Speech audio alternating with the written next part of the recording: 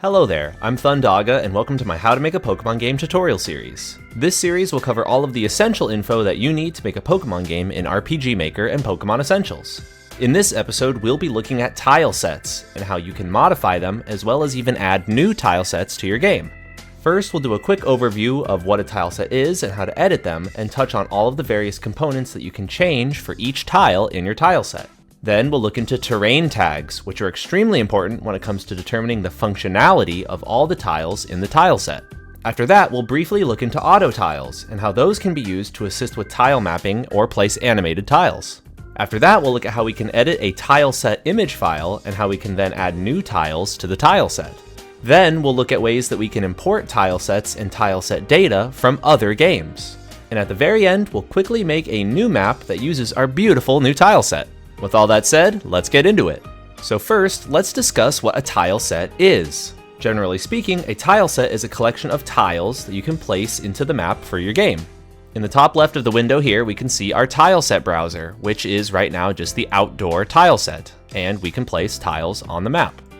When making a new map, you must select a tileset, which determines the tiles that you can place on that map. Pokémon Essentials already comes with a lot of tilesets by default, such as outside, inside, Pokémon Center, caves, and so much more. The graphics used in each tileset can be found inside of the game's Graphics Tilesets folder. For example, check it out, right here is outside. We can open this up and look, if we zoom in, we can see all of the tiles from the tileset. We'll cover how we can edit these image files a little bit later in the tutorial as well. Each and every individual tile also has their own components that can be edited within the tileset. To access the Tileset Editor window, click on the Database tab here along the top of the RPG Maker window, and then select the Tilesets tab. From here, we can see all of the tilesets that have already been defined. So the first one is outside, then there's outside waterfall, inside, Poké Center, and so on and so forth. Next to the list of tilesets, we can see the information for our selected tileset. We can see the tileset's name, which we can change here, so if we wanted to, we could call our tileset outside 2 if we wanted, but let's just call it outside for now. Then we can see the graphic to load for our tileset. If we double click this, we can see all of the tileset graphic image files that live within our game's Tilesets graphics folder. Let's not worry about editing this right now. We can also see auto tile graphics to use, which will be loaded along the top bar here. There are some maps that don't have auto tiles at all. Auto tiles are pretty dang useful though, and they'll be something that we discuss in the future. There's also panorama graphic, fog graphic, and battleback graphic, but I would say don't worry about setting these in your tileset. I've never really used these here, and instead, if I want to change these, I tend to use events. Next to these, we can see the grid of all the tiles in the tileset. As we can see for the outside tileset, there are a lot of tiles. Holy moly, this is a very large tileset. For each tile, we can also go and edit various components. The components that every tile has are passage, passage for direction, priority, bush flag, counter flag, and terrain tag. Let's go over all of these now, starting with passage. Passage determines whether the tile has collision or not. If the tile has an O, then the player or another NPC can walk on this tile, which means it does not have collision. If the tile has an X, then the player or another NPC cannot walk over this tile, which means that this tile has collision. If we ever click on a tile, then we can turn the passage on or off. For example, if we select the bush tile here and then click on that, now passage has been turned off and we won't be able to walk on this tile anymore. Characters will instead just bump into the bushes. Next up is passage for directional. What this does is break down the passage into 4 directions, so up, down, left, and right. These arrows determine which sides of the tile the player or another NPC can walk through. So for example, on our bush tile here, let's click on the left and right arrows so that way we can walk through the tile horizontally, left and right. The top and bottom arrows are turned off though, which means we cannot walk through the bush tile vertically. And here's how that would look in game. It's kind of weird being able to walk left and right through the bushes, but we can't go up or down.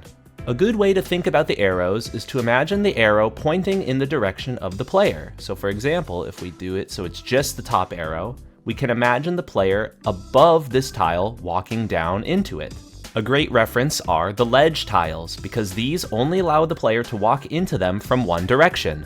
Next is priority. Priority determines if the tile should appear above the player or other tiles or events. Priority defaults to a value of 0, but as we click on a tile, we can see it go to 1 and increase this number by 1 every time we click it up to the maximum value of 5.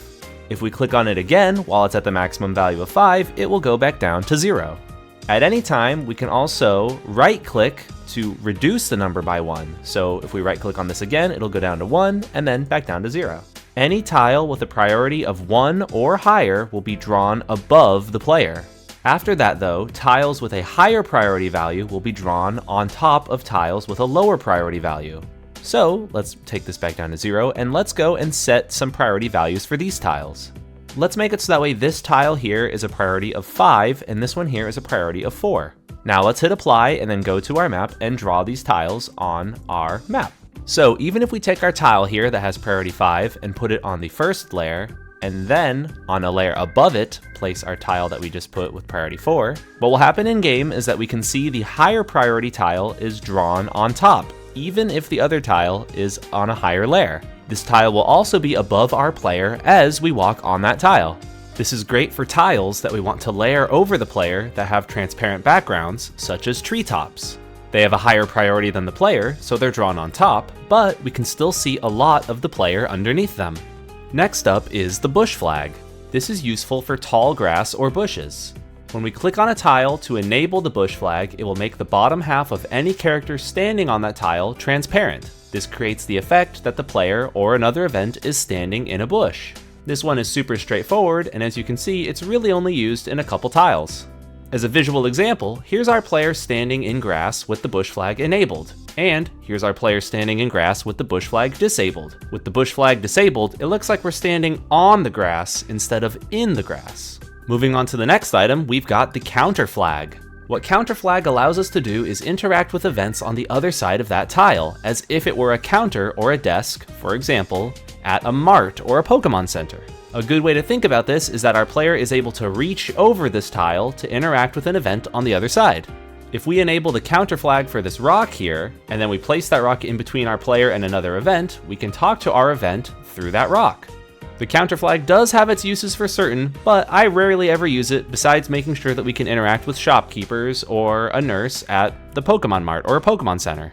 Now last but certainly not least is Terrain Tag. Terrain Tag is a number that can be set on every tile that determines its functionality.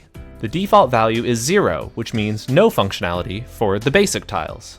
As we can see though, some of the other tiles here do have other values defined, and we'll go over what those all mean in a few. There are 18 terrain tags defined in Pokemon Essentials by default, and these are numbered from 0 to 17. A full breakdown of all the terrain tags can be found on the Essentials Docs wiki, and a link will be provided in the video description. But since we're already here, let's go over all 18 of those terrain tags and their functionalities. But first, we'll need to talk about the better way to edit a tileset's terrain tags. You'll notice that when we click on the tiles in the RPG Maker tileset window, we can go up to 7, but if we click again, it goes back down to 0. If you remember, I said there's 18 terrain tags, so how the heck do we access those higher values? Some of the tilesets are using the higher values. For example, in Outside Waterfall, these waterfall auto tiles up here at the top are using values that are higher than 7. If the value is higher than 7, it'll appear empty right here in the RPG Maker tileset editor window. So let me show you how to access those higher values. The key is in the game's debug menu.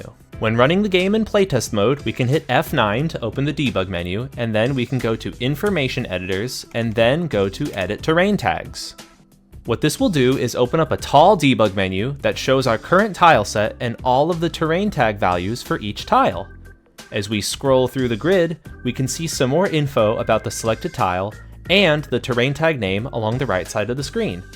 So as we can see here, 7 is water, and 5 is deep water, then 3 is sand, and if we go over here, 2 is grass, then 10 is tall grass, and so on and so forth. At any time, we can hit the A or S keys to scroll up or down entire pages of our tileset. This is really useful for quickly moving around through the tileset. We can also hit Z to open up this menu here. In the menu, we can choose to go straight to the bottom or go straight to the top of the tileset, or we can choose to open another tileset. For example, let's go in and open up the Caves tileset. As you can see here, there are some tiles with a lot of different values. Anyway, let's open up the menu and do change tile set and go back to our outside tile set. If we go to a tile and then press enter on that tile, we can see the whole list of defined terrain tags here. Then we can select a terrain tag for our tile. So in this case, let's make the ground ice. I think that'd be funny, so we're slipping and sliding around on the grass. That sounds kind of fun. Now that we've made a change, let's hit escape and then do save changes. To make sure that our changes are properly saved, we'll also need to close and reopen RPG Maker now. But first, let's hit enter here and exit from the editor. Now let's close our game and then close and reopen RPG Maker. There we go, I've reopened RPG Maker, and now if we go into our tile set window and go to view the terrain tag, we can see here that our basic ground tile that we set to be ice is now showing a number higher than 7. For whatever reason, RPG Maker just hates displaying terrain tag values higher than 7, but we know that we've set this to 12. So now when we play the game, we'll be sliding around on the grass as if it were ice, and it's going to look really silly. At any time, we can just click on this again, and then click a couple more times and get this back to 0, and then hit apply, and now, when we walk on the grass, we won't be slipping and sliding anymore. The terrain tags themselves are defined in the scripts, and it is possible for us to define our own new terrain tags there as well, but that's a bit more complicated, and that really deserves its own tutorial. If you want to get ahead though and do some homework, if you go into the scripts and then scroll down a little bit, and in the hard-coded data section, if you go to the terrain tag script, you can dive through all of the terrain tags here and see how they're set up. As you look at each terrain tag, you can notice that they have IDs and ID numbers and additional flags in here. It's really interesting stuff. Now, let's go over what each and every different terrain tag value does, one at a time, starting with value 0, which is none. 0 or none means that the tile has no additional functionality. It also means that this terrain tag is ignored entirely when we're checking to see what terrain tag tile the player is standing on. This can cause issues sometimes though, which we will showcase in an example later. ID 1 is for ledge tiles, so the player will jump over this tile like a ledge. ID 2 is for grass tiles, so this is for our wild encounters in grass bushes. When we step on this tile, it'll show a grass rustle animation, and it will use the encounters for our wild Pokemon defined in our land wild encounters. It'll also use the battle environment grass. ID 3 is sand. This doesn't really do much besides set the battle environment to sand. The same goes for ID 4. This is rock. All this does is set the battle environment to rock. ID 5 is deep water. This is for diving spots that allow us to dive underwater. These tiles can also be surfed and fished on, and they use the battle environment moving water. Terrain tag 6 is for still water. This is for water that shows the reflection of the player and other events standing on the tile above it. In order for reflections to appear on events, their event name needs to include the word reflection. Still water can also be surfed and fished on, and this uses the battle environment still water. ID 7 is just our standard water. This is the basic water tile that we can surf and fish on. This uses the battle environment moving water. IDs 8 and 9 are a combo, where 8 is waterfall and 9 is waterfall crest. 8 is the majority of the waterfall, which we use the waterfall HM to climb up, and so these are the waterfall tiles that are kind of forcing the water down.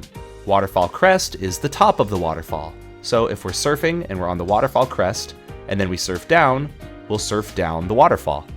ID 10 is tall grass. Tall grass is interesting because it forces the player to walk, they can't run in tall grass, and it forces double wild encounters. This means wild battles will be double battles. It also uses the battle environment tall grass. If we wanted to be really cheeky, we could probably copy this and paste this in our basic grass to force all grass encounters to be double, but let's not do that right now. Instead, let's move on to 11, which is underwater grass. This is just for grass that's underwater. I mean, pretty straightforward. It uses the land wild encounters, and this would be for grass that you would use in a dive map, so underwater. ID 12 is ice. This is for tiles that force the player to slide along the ground, and this uses the battle environment ice. We can also see here that ice forces the player into a walking state. 13 is neutral. This doesn't really do much besides ignore passability. This just means that you can walk through that tile even if it's set as impassable in the tileset settings. ID 14 is soot grass. This is an interesting one because if the player walks onto the tile, that tile will be erased until the player leaves the map and returns to reload the map. If the player has the soot sack item in their inventory when they step on this, it will increment a number for their soot count, which is tracked in player.soot. I haven't really used this much before, but it's pretty interesting that that's possible. One of the more complex ones, 15, is bridge.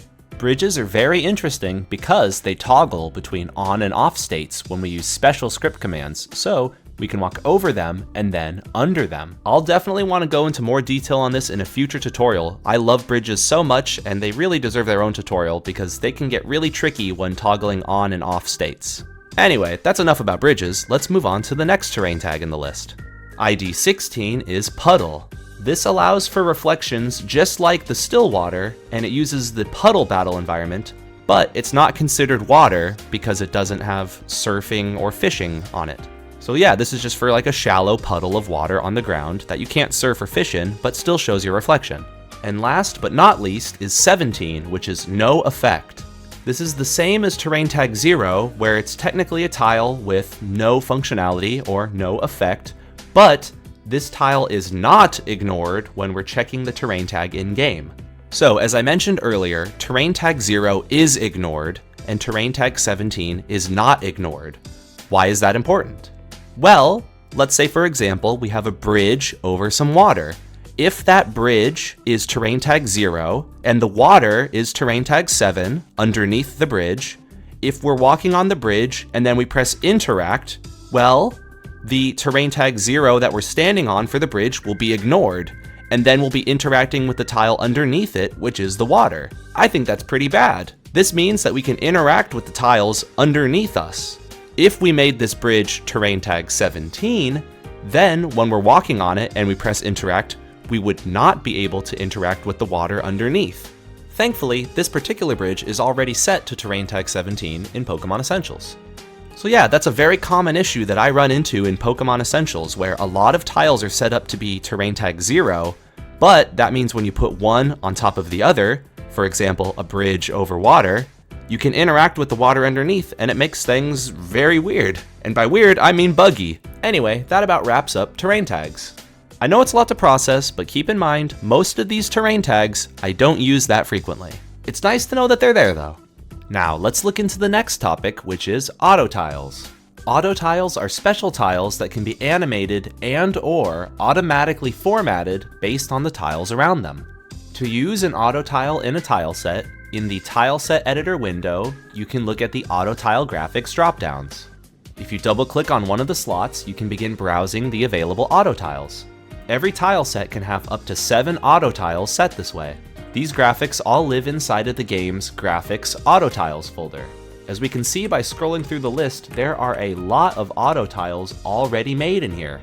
Some of these are auto-formatting autotiles, such as dirt. We can see that this is an auto-formatting autotile based on the layout of the graphic. The top left tile is the single tile, the top right tile has the corners, and the rest in the bottom center are the 9 tiles that comprise a square with the filling in the middle. Let's add this auto tile to our outside tile set, replacing the flowers auto tile for now. Now, let's select this auto tile by selecting it from the top row of our tileset browser here, and then begin drawing on our map with it. If we just place one tile, we'll see that it's using the single tile. If we start drawing more around it though, we can see that it's actually pretty smart about automatically formatting this dirt path. It adds corners and other edges where it's appropriate. So that's pretty cool. At any time, if you want to select a specific tile from the auto tile, you can double click it in the tileset window here and it'll open up a new window. In this window, you can select a specific tile to use from the auto tile. When we do this and we draw it on the map, it'll draw with no auto formatting. Let me get rid of these though, because that doesn't look great. Additionally, if we select our auto tile again, and if we hold shift, what we can do is draw the center filling from that center of the path. I don't use this too often, but it's nice to know that it exists. So as you can see, auto tiles that are auto formatting are pretty dang cool and convenient when it comes to mapping things like dirt paths.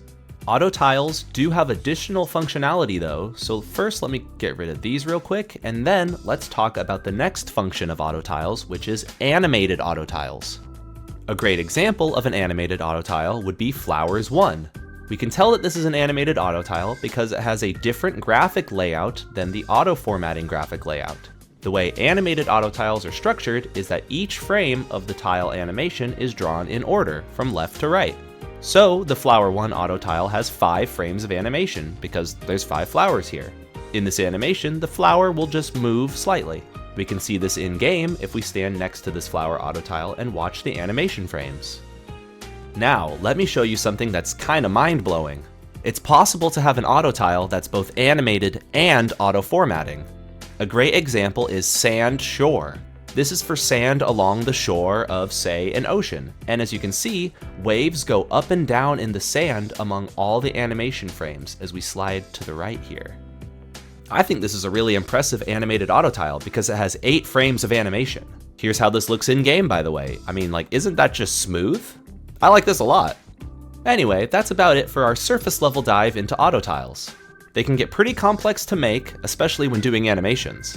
There's even a way that we can add more than 7 autotiles to a tile set, but that's kind of complicated and can be discussed in further detail in the future. For now though, let's keep the focus on the tile sets themselves and move on to the next topic. Let's discuss how to edit a Tileset image file. To get started, let's go to where the Tileset graphics live, which is in our game's Graphics and then Tilesets folder. Since we've been working with it all tutorial, let's edit the outside tileset. The next step is to open up the image in your image editing software of choice, such as Paint.net or Photoshop or GIMP or AceSprite as a few examples. I use Photoshop personally, but this can be done in any image editing program really. I would just recommend against using MS Paint because we're going to need transparency when we save our image file PNG, and MS Paint doesn't allow for saving transparency by default. With our tileset image opened, we can see all of the tiles in the tileset. As an important pointer, every tile in the tileset is 32 by 32 pixels. Every row in the tileset is 8 tiles wide, so that's 32 times 8, so the tileset is 256 pixels wide. As for how tall the tileset is, that can change based on how many tiles you want in the tileset. I would definitely recommend making the tileset height a number divisible by 32 though. You can always increase the tileset height too if you want to add more tiles to the bottom of the tileset, so let me scroll down to the bottom here. Right now the height of the outside tileset is 16,064, but if I wanted to add another row of tiles, we could add 32 to this, so it would be 16,096. This doesn't ever work if you increase the width though, because the tileset must be 8 tiles wide at all times. As a warning, don't make your tileset too big now, since if the file for the tileset is too large, it can cause issues or even crashes in your game. But that's an issue for massive tilesets that have hundreds and hundreds of rows. Also, I like to personally do enable show grid and make the grid 32 by 32 pixels so I can kind of more visualize the borders between the tiles. Alright, now let's make a couple new tiles in our tile set. We can always draw something or copy and paste existing tiles that exist in other tile sets or other public resources and then edit those. First, let's draw something new on the tile set. Let's go to one of these empty spaces here and select all 32 by 32 pixels inside, and then just delete that. Now it's an empty transparent space. What I'll do is I'll make a new layer and then begin drawing on top of that. I'll quickly draw the Thundaga logo here. It's my channel icon and I think it's kind of cool, but I'm very biased and I'm not the greatest artist, but there we go. That's kind of like it. I'll just fill this in with a nice blue and there we go. Look at that, ain't that beautiful? With our new tile on the tile set, I think it's ready to save. In Photoshop, I like to use Ctrl-Shift-S to do Save As, and then we can do Save As PNG. Let's save this as the outside PNG tile set and override it, and then do Yes to replace it. Bada boom, there we go, we've now saved our tile set changes. With our new tile set image file saved, let's go back into RPG Maker. You'll notice that the tile isn't in the Tileset browser, and that's because we need to refresh the map. This is really easy to do. All we need to do is click on another map, then click back, and there we go. We can now see the tile in our Tileset browser.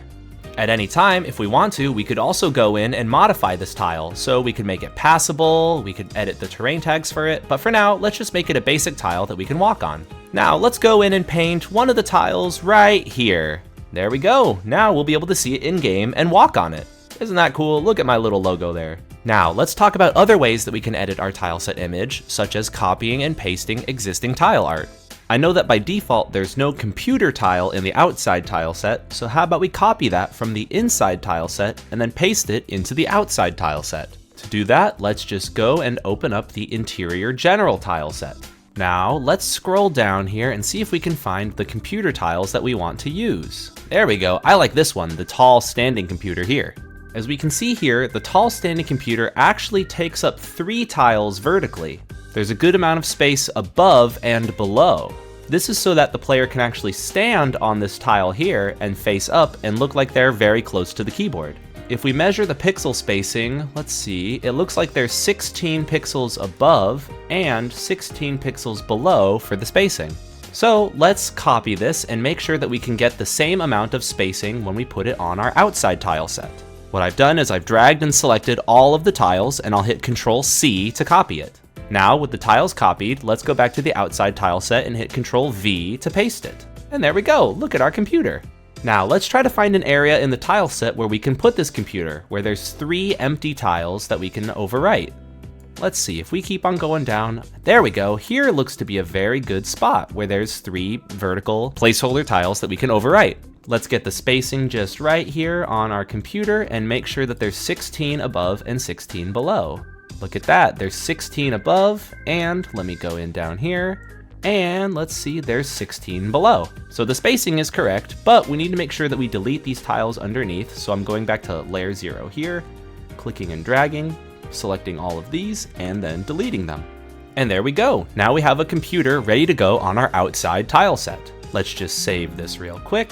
I'm gonna go and overwrite outside.png again. There we go. Now if we go back into RPG Maker and refresh our map and scroll down to the tile set, now we can see our computer tile here. Let's go and put this computer right here. How about right there on layer 3? Real quick, let's also go in and edit the tile properties. We wanna make it so that way the bottom and top tiles are passable, but we wanna make sure that the center is impassable. Let's also make the top of the computer have priority 1 so we can walk behind it and it'll appear above us. And there we go, now we have a pretty good looking computer in our outside tile set. This process can also be done with other tile resources. A great one that I would recommend and that I've used before is eCat's public Gen 3 tile sets. A link to this will be in the video description. And just look at some of these great tiles, like gosh, oh my goodness, these are beautiful. In particular, I really love this coastal island map. We can download these by clicking on the Go to Download button here in the top right. Just remember that when using any public resources, you must properly credit all of the asset contributors. I've already got them all downloaded in this folder here, and just look at how many great tiles there are to use. If we want to take a tile from some of these tile sets and add it to our outside tile set, then we can do that by using the same method as before that we did with the computer. For our example, let's add a cactus to our outside tile set. I've got it open now in my image editing software. I really like this 2 tile tall cactus here with the flowers on it, so let's go and copy this one. I'll just hit Ctrl+C, now let's go to our outside tile set and click around here and hit Ctrl+V to paste it. And let's go and let's move it over here. One thing that's important to note about the eCat Gen 3 tiles is that they all come at half size with a pixel density of 1 by 1. What we need to do is double this cactus in size so it gets its pixel density up to 2 by 2, which is consistent with the other tiles in Pokémon Essentials. Every tile should have a pixel density of 2 by 2, so even the smallest square here is actually 2 pixels by 2 pixels. So let's go to our cactus and put it down here in the bottom left, and then click it and drag it up here and try to get it to be 32 by 64. When resizing, you also must make sure that the interpolation method is set to nearest neighbor. This is important for pixel art to retain its pixel art quality. If you set this to anything else, such as by cubic smoother, then it will make the image look super blurry, and this looks really bad. So let's redo that and set it to nearest neighbor, and then apply the size change, and look at that, it retained the pixel art quality. Alright, now that our cactus is looking good, let's go to the layer underneath and just delete the background real quick. And bada boom, now I think we're good to save this for our outside tile set again. Now that that's saved, let's go back into RPG Maker and apply a cactus on our map. And let's just have it standing right here next to the Thundaga and the computer. I'm also going to go in real quick and make sure that that cactus has passability on the top, but priority on the top as well, so we can walk behind the cactus. And now look at that, we've got a weird mishmash of tiles here, but it was very easy for us to add new tiles to our tile set. But what if we wanted to use an entirely new tile set? Thankfully, that's also very easy to do. For this next example, I've downloaded the Pokémon Essentials GSC kit, and a link to this will also be in the video description. This is a kit for making Generation 2 styled fan games. Inside of the GSC kit's Graphics Tilesets folder, we can see all the tileset images that are used in the Gen 2 style. In particular, I'd like to use the GSC Overworld Kanto Day tileset. So let's copy this with Ctrl+C, then go back to our Games folder and go to the Tilesets and paste it on in. Now, if we go back into RPG Maker and go into the Tileset Editor window, we can make a new tileset with our GSC tileset graphic. Let's go here to slot 23 and make a new tileset with the name GSC Outside. Then for the tileset graphic, let's go and select the one that we pasted into our game's tilesets folder, which is GSC Overworld Kanto Day. We can select this and hit OK. Now as you can see, we've loaded all of the tileset images here in this tileset. It's a bit of a pain, but if we do things this way, we'll need to manually go through all the tiles and set their passability and their terrain tag and priority and so on and so forth. That can take a lot of time. But I can also show you a shortcut that allows us to load all of the tileset properties from an existing project, so we can skip this step. Because honestly, going through and setting the passability and the terrain tags for all of the tiles in our new tileset sounds like it's going to take forever. If we want to utilize this shortcut, let's open up the other project, the GSC kit, in RPG Maker as well. So we have two projects open at the same time right now. Now in the GSC kit, let's go to their tileset properties. And here we can see that tileset 4 is Kanto Day. There are two steps to this process. The first step is copying over the tileset graphic, which we've already done. What we should also do is copy over all of the GSC Autotile graphics. Thankfully, that's really easy to do as well. I'm going to go into the Autotiles folder here in the GSC project and then copy everything. And then I'm going to go into the Autotiles folder here in our project and just paste everything. And there we go, we've copied over all of the Autotiles from the GSC project. So now that we've copied over all of the Autotiles and the corresponding tileset graphic into our project, what we can do is just right click and copy the Kanto tileset here. Now, if we go back into our project, we can do right click, paste. And just like that, it's loaded all of the auto tiles, it's loaded the tileset graphic, it even loaded the name, and it's loaded all of the passage properties on every single tile. It's also loaded the priorities and the terrain tags and so on and so forth. This is an amazing shortcut. So now we have a Gen 2 style tileset in our game.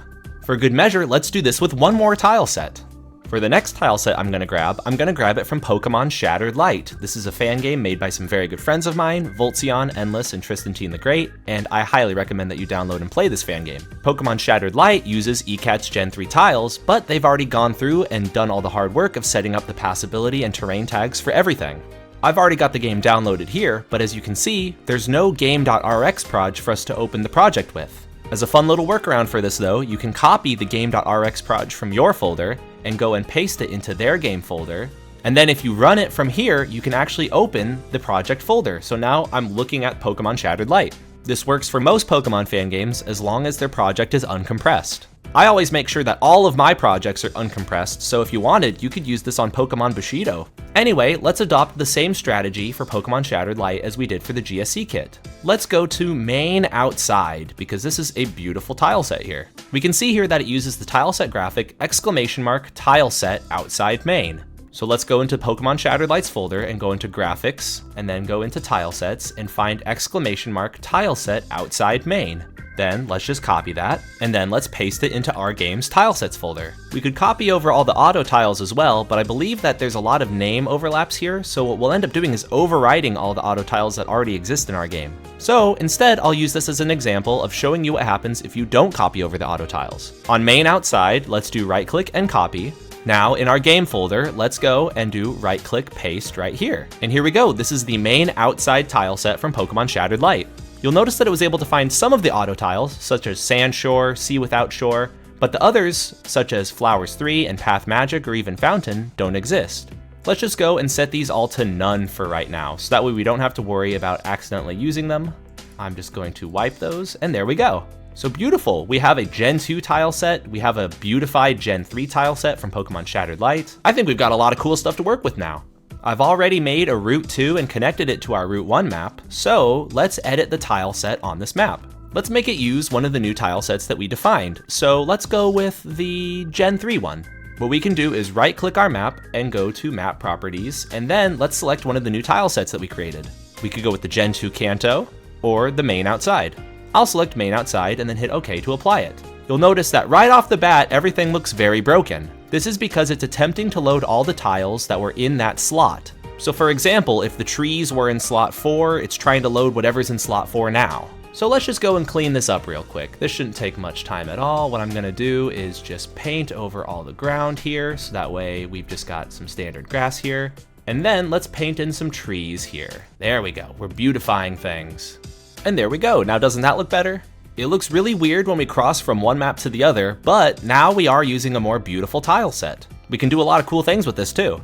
Just for fun, I'll also go in and make a GSC map here using the Kanto. Let's see, bada boom, look at that. This is really fun. It's really cool just making new tile sets and messing around with them and, you know, trying to get other things looking in different styles. I've always wanted to make a Gen 2 style fan game, you know? I really like this style. Look at these cliffs, look at these trees. I mean, look at all this grass, it's beautiful. And here's how the map I whipped together looks in game. Our character definitely doesn't match the environment, but hey, it's fun walking around in a GSC styled map. And that does it for this tutorial on tile sets. Thank you so much for watching. If you learned something from this tutorial, please remember to like and subscribe. To access my tutorial website, please check the link in the video description. As a reminder, this tutorial is for Pokémon Essentials V20, so now that a newer version is released, in Pokémon Essentials version 21, it is possible that the layout or functionality of some things could be changed. In general though, this series should get you to where you need to go when it comes to making your own Pokémon fan game. In the next tutorial, I'll cover how to upgrade our project from version 20 to version 21. From there, I'll move forward with the series in version 21, so the information I provide will be as up to date as possible. That tutorial will also cover the general process of how to upgrade your project, so in the future, when a version 22 comes out, the information should still be relevant. Anyway, thank you so much for watching, I hope you learned something again, and I hope that you have a good one. Best of luck to you in your Pokemon fan game endeavors, and bye now!